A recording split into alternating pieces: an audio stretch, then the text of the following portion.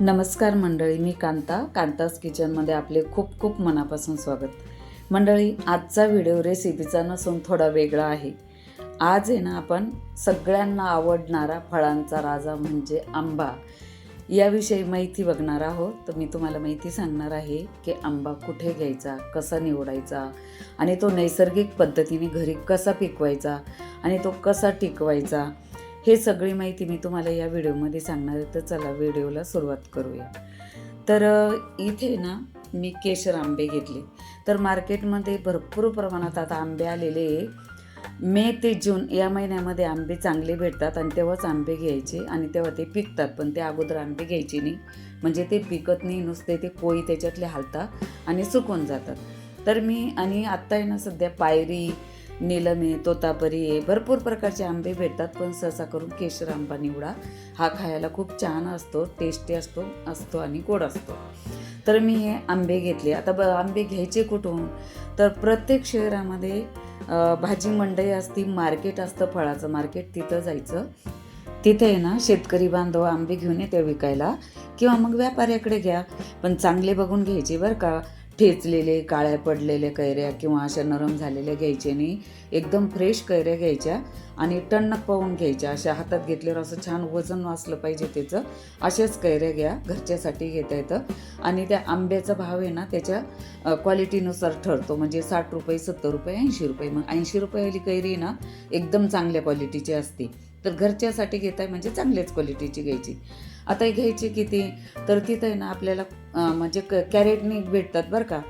एक कॅरेट घ्यायचं. आता एका कॅरेटमध्ये 20 ते 25 किलो आंबे असतात. मग कधी कधी आपली फॅमिली कोणाकोणाला वाटतं एवढे नको बाबा घ्यायला, एवढे काय करायचे घेऊन.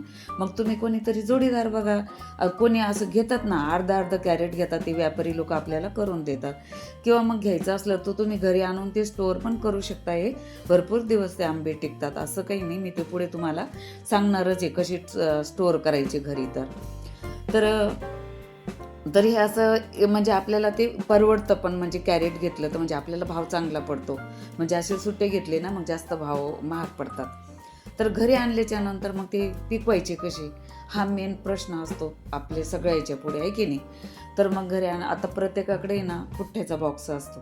एक बॉक्स घ्यायचा, त्याच्या खाली काय करायचं, एक पेपर टाकायचा आणि त्याच्यावर ती ना अलगद आंबे ठेवायचे सगळे. म्हणजे असे जास्त दाबू भरायचे नाही बरं का, अलगद ठेवायचे. ठेचली नाही पाहिजे, मार नाही लागला पाहिजे, हळूहळू ठेवायचे. मग एक थर झाला ना खालचा, त्याच्यावरती काय करायचं, पेपर अंथरायचा. पुन्हा दुसरा थर लावायचा, पुन्हा पेपर अंथरायचा आणि पुन्हा दुसरा असं थरावर थर लावायचे. दाबू कैऱ्या भरायचे नाहीच तर मग काय करायचं, म्हणजे गोण्या असतात ना आपल्याकडे, गव्हाच्या गोण्या असतात ना, त्या गोण्या घ्यायच्या, त्या खाली अंतरायच्या, त्याच्यावरती पेपर टाकायचा. त्याच्यावरती वाटलंच तर नाही तर मग एखादं बेडशीट टाका जुनं, त्याच्यावरती मस्त आंबे असे रांगीत लावा आणि त्याच्यावरती परत पेपर टाका आणि वरतून परत जुनं एखादं बेडशीट टाका एका कोपऱ्यामध्ये, ते पिकू घालून द्यायचे. नाहीच तर मग काय करा, मी आत्ता जो बॉक्स घेतला आहे असा लाकडी बॉक्स जो मला जर भेटला तर मग तर चांगलंच आहे, उत्तमच. मग याच्यामध्ये आंबे छान पिकतात आणि मस्त असं नरम राहतं नाही गादीसारखं. तर असा बॉक्स घ्यायचा. आता हे बॉक्स कुठे, ते आंबेवाल्याकडे बॉक्स भेटतात, ते फेकूनच देतात, त्यांच्याकडनं घ्यायचा आणि मग थोडंसं घास काढून घ्यायचं आणि असे हरवहार आंबे लावायचे खाली एक थर. आणि मग त्याच्यावरतून काय करायचं, परत असं हे घास टाकायचं, म्हणजे एकमेकाला आंबे लागणार नाही, मग ते काळे पडणार नाही, ठेचणार नाही आणि म्हणजे दाबले पण जाणार नाही. आल्हादवरचा जो थर आहे ना मग आल्हाद राहतो. तर याला आंब्याला आहे ना असे एकावर एक थर देऊन आहे ना आपण अलगदपणे असे एकावर एक ठेवायचे आणि याला थर देऊन घेऊ बरं का. तर आता बघू बाजारातील आंबे. आपण बाजारात जातो. बाजारात गेल्याच्या नंतर आंब्याचा मोसम येतं, आपल्याला आंबे बघितल्याबरोबर असे गाड्यावर दिसले पिवळे आंबे की आपल्याला घ्यावेसे वाटतात, पिवळे आंबे. परंतु म्हणजे ते रंगाला पाहून कधीच आंबे घ्यायचे नाही बरं का. की त्याचा रंग बघायचा, त्याचा सुगंध बघायचा, त्याला स्पर्श बघायचा त्याच्यावाला, की आंबे खरोखरच म्हणजे चांगले आहे का, नैसर्गिक पद्धतीनं पिकवलेले आहे का. जो आंबा एकदम म्हणजे पावडरमध्ये पिकवलेला असतो ते आंबा टणक असतो आणि दिसायला एकदम आकर्षक असतो, पिवळा धम्मक असतो, त्याला कुठल्या प्रकारचा सुगंध नसतो. आणि त्याच्या विरुद्ध नैसर्गिक पद्धतीनं पिकवलेला आंबा जो असतो ना, त्याला तुम्ही स्पर्श करून बघा, तो अलगद दबतो, दाबून बघा, दबतो. त्याचा सुगंध बघा, त्याचा सुगंध येतो, छान मस्त सुगंध येतो त्याचा. आणि त्याचा रंग जो आहे ना, तो एकदम पिवळा आणि हिरा, तो असा हिरवा आणि पिवळा असतो. मग समजायचं की हा नैसर्गिक पद्धतीनं आंबा पिकवलेला आहे आणि तसे आंबे खरेदी करायचे. चला, कधी कधी आपल्याला मजबुरीने घ्यावं पण लागतात, कधी कधी भेटत नाही. तर चला, आपण असे हे 2-3 थर आता लावून घेतले. आता हे एक शेवटचा थर आपण याच्यावरती लावून घेऊ. परत मी काय केलं, असं थोडं घास होतं ना, याच्यावरती अंथरलं आणि असं आता हे परत दुसरा आपण तिसरा थर लावून घेतोय. आता हे बघा, इथं मी सगळे थर आहे ना लावून घेतले, एकावर एक असे 2-3 थर आपण लावले. आणि आता आंबा पिकतो कसा हे मी तुम्हाला आता सांगते.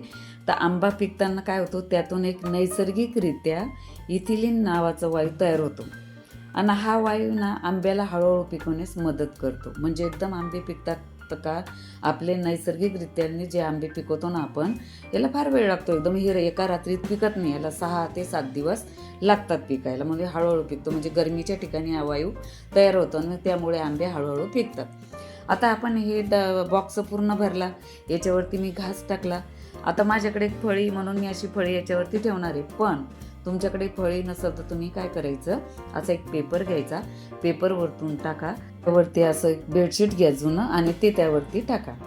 आता हे बॉक्स ठेवायचा कुठे, तुमच्या घरामध्ये एखाद्या कोपऱ्यामध्ये हा बॉक्स ठेवा. जिथं ऊन येतं ना तिथं हा बॉक्स ठेवायचं नाही, जिथं पाऊस येतो ना तिथं हे बॉक्स ठेवायचं नाही. चला, आता आपल्याला 6 ते 7 दिवस झाले आंबे ठेवून, आणि याला आहे ना 4 ते 5 दिवस लागतात बरं का, थोडे आंबे नरम व्हायला. एकदम हे पिकत नाही, हळूहळू याची प्रक्रिया असते पिकण्याची. आता चला बघू, आपल्याला 6 ते 7 दिवस झाले आंबे पिकू घालून. हे बघा, मी आता याच्यावरचं घास काढून घेते. आता मी दाखवते तुम्हाला आपले आंबे पिकले की नाही. हे बघा, आंबे नैसर्गिक पद्धतीनं कसं पिकतात, तर हे ना देठाकडनं पिकतात बरं का, एकदम पिवळे होत नाही. हे बघा, आणि नरम पण झाले, बघू शकता तुम्ही. बघा, दाबलं ना तर नरम होतात.